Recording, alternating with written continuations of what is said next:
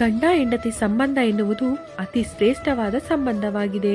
ಇದೊಂದು ಪವಿತ್ರ ಬಂಧನವಾಗಿದ್ದು, ಇದರ ಪಾವಿತ್ರತೆ ಕಾಪಾಡಿಕೊಂಡಲ್ಲಿ ಇದೊಂದು ಶಕ್ತಿಯಾಗಲಿದೆ. ಇದು ಇಬ್ಬರ ನಡುವೆ ಮಾತ್ರವಲ್ಲದೆ ಎರಡು ಕುಟುಂಬಗಳ ಸಂಬಂಧ ಮತ್ತು ಈ ಮೂಲಕ ನಮ್ಮ ಮಕ್ಕಳ ಭವಿಷ್ಯವನ್ನು ಕಟ್ಟುವ ಬುನಾದಿ ಕೂಡ ಆಗಿದೆ. ಹಾಗಾಗಿ ಸಂಸಾರದಲ್ಲಿ ಪತಿ ಪತ್ನಿ ದಂಪತಿಗಳಿಗೆ ಬರೀ ಮಾತಿಗೆ ಮಾತ್ರವಲ್ಲದೆ ಅಕ್ಷರಶಃ ಇಬ್ಬರು ಎರಡು ದೇಹ ಒಂದು ಆತ್ಮ ಎನ್ನುವಂತೆ ನಡೆದುಕೊಂಡಾಗಲೇ ಆ ಮನೆ ನಂದನವನವಾಗಿರುತ್ತದೆ ಮತ್ತು ಇಂತಹ ಮನೆಯು ಎಲ್ಲರಿಗೂ ಆದರ್ಶವಾಗಿ ಕಾಣುತ್ತದೆ.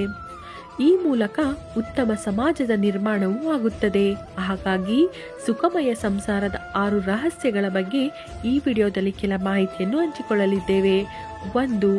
ಯಾವುದೇ ಸಂಬಂಧ ಆಗಿದ್ದರೂ ಕೂಡ ಅನುಮಾನ ಎನ್ನುವುದು ಉಂಟಾಗದ ರೀತಿ ನಡೆದುಕೊಳ್ಳಬೇಕು. ಹಾಗಾಗಿ ನೀವು ಮೊದಲಿಗೆ ನಿಮ್ಮ ಸಂಗಾತಿಯ ನಂಬಿಕೆಯನ್ನು ಉಳಿಸಿಕೊಳ್ಳಬೇಕು. ಆ ನಂಬಿಕೆಯನ್ನು ಕಟ್ಟಿಕೊಳ್ಳಲು ನೀವು ನಿಮ್ಮ ಸಂಗಾತಿಗೆ ಸಂಪೂರ್ಣ ಪ್ರಾಮಾಣಿಕರಾಗಿ ಇರಬೇಕು. ಯಾವುದೇ ಕಾರಣಕ್ಕೂ ಮತ್ತೊಬ್ಬರ ಮೇಲೆ ಆಕರ್ಷಿತರಾಗದೆ ಅಥವಾ ಇನ್ನೊಬ್ಬರ ಜಾಲಗಳಿಗೆ ಬೀಳದೆ ನಿಮ್ಮ ಸಂಗಾತಿಗೆ ಪ್ರಾಮಾಣಿಕರಾಗಿರಿ. ಇದು ನಿಮ್ಮ ಸಂಸಾರದ ಅದೆಷ್ಟೋ ಸಮಸ್ಯೆಗಳಿಗೆ ಪರಿಹಾರ ಮತ್ತು ಔಷಧಿಯಾಗಿದೆ. ಅತಿಯಾದ ನಿರೀಕ್ಷೆಗಳು ಇಬ್ಬರ ನಡುವೆ ವೈಮನಸ್ಸಿಗೆ ಕಾರಣವಾಗುತ್ತದೆ. ಇದು ಹೆಣ್ಣಾಗಲಿ ಗಂಡಾಗಲಿ ಖಂಡಿತವಾಗಿಯೂ ಒಳ್ಳೆಯದಲ್ಲ. ತನ್ನ ಪತ್ನಿ ಎದುರು ಬೇರೆಯವರ ರೀತಿ ಇರಬೇಕು ಎಂದು ಇನ್ನೊಬ್ಬರ ಗುಣ ಮತ್ತು ಸೌಂದರ್ಯ ಹೋಲಿಸಿ ಮಾತನಾಡುವುದು ಅಥವಾ ತನ್ನ ಪತಿ ತನ್ನ ಸ್ನೇಹಿತೆಯ ಪತಿ ತಂದುಕೊಡುವ ರೀತಿ ಬೆಲೆ ಬಾಳುವ ಉಡುಗೊರೆಗಳನ್ನು ತಂದುಕೊಡುವುದಿಲ್ಲ ಎಂದು ಹೆಂಡತಿ ದೂರುವುದು ಎರಡೂ ಕೂಡ ತಪ್ಪು. ಹಾಗಾಗಿ ಇಂತಹ ತಪ್ಪುಗಳನ್ನು ಮಾಡಬೇಡಿ. ನಿಮ್ಮ ಸಂಗಾತಿಯ ಒಳ್ಳೆ ಗುಣಗಳನ್ನು ಗೌರವಿಸಿ ಹಾಗೂ ವಿರುದ್ಧ ಗುಣಗಳನ್ನು ಒಪ್ಪಿಕೊಂಡು ನಿಧಾನವಾಗಿ ಸುಧಾರಿಸಲು ಪ್ರಯತ್ನಿಸಿ. ಪರಸ್ಪರ ಸಮಯ ಕೊಡಿ.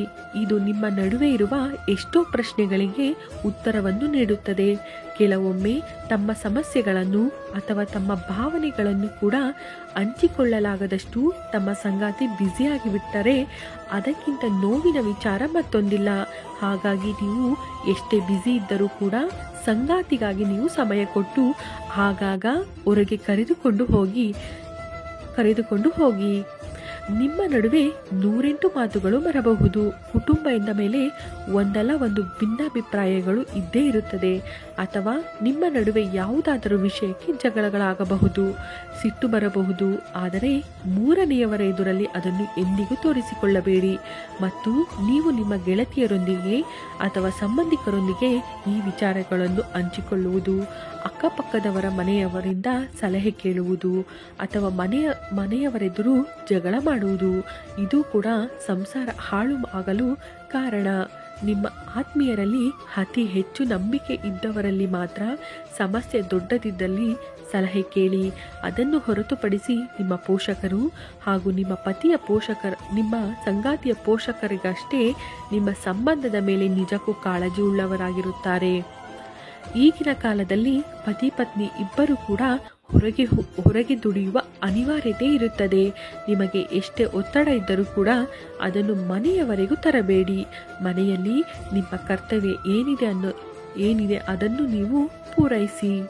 ಹೆಣ್ಣು ಮಕ್ಕಳು ಕೆಲಸಕ್ಕೆ ಹೋಗುವ ಅನಿವಾರ್ಯತೆ ಇರುವ ಕಾರಣ ನೀಡಿ ಮನೆಯ ಜವಾಬ್ದಾರಿಗಳಿಂದ ನುಣುಚಿಕೊಳ್ಳಲು ಪ್ರಯತ್ನಿಸಬೇಡಿ. ಹಾಗೆ ಗಂಡು ಮಕ್ಕಳು ಎಲ್ಲ ಕೆಲಸ ಕಾರ್ಯಗಳು ಹೆಣ್ಣು ಮಕ್ಕಳಿಗೆ ಸೇರಿದ್ದು ಎಂದು ಅವರಿಗೆ ಬಿಡಬೇಡಿ. ಇದು ನಿಮ್ಮಿಬ್ಬರ ಕುಟುಂಬವಾಗಿರುವುದರಿಂದ ಇಬ್ಬರ ಹೊಣೆಗಾರಿಕೆಗಳನ್ನು ಕೂಡ ಹಂಚಿಕೊಂಡು ಒಬ್ಬರಿಗೊಬ್ಬರು ನೆರವಾಗಿ.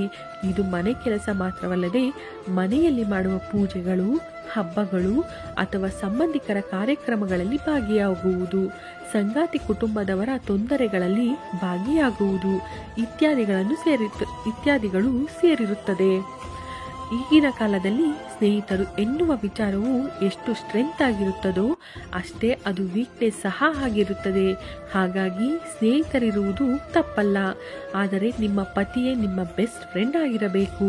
ಹಾಗೆ ನಿಮ್ಮ ಪತಿಗೆ ಪತ್ನಿಯೇ ಮೊದಲ ಪ್ರಿಯಾರಿಟಿ ಆಗಿರಬೇಕು. ಉಳಿದ ಎಲ್ಲರೂ ಕೂಡ ನಂತರ ಎನ್ನುವ ರೀತಿ ಬದುಕಿದರೆ ವಿನಾಕಾರಣ ಮನಸ್ತಾಪಗಳು ಮೂಡುವುದಿಲ್ಲ. ಸ್ನೇಹಿತರೆ, ಈ ಮಾಹಿತಿ ನಿಮಗೆ ಇಷ್ಟವಾಗಿದ್ದಲ್ಲಿ ದಯವಿಟ್ಟು ಲೈಕ್ ಮಾಡೋದನ್ನು ಮರಿಬೇಡಿ ಹಾಗೂ ಮತ್ತಷ್ಟು ವಿಡಿಯೋಗಳಿಗಾಗಿ ನಮ್ಮ ಚಾನಲನ್ನು ಸಬ್ಸ್ಕ್ರೈಬ್ ಮಾಡಿ.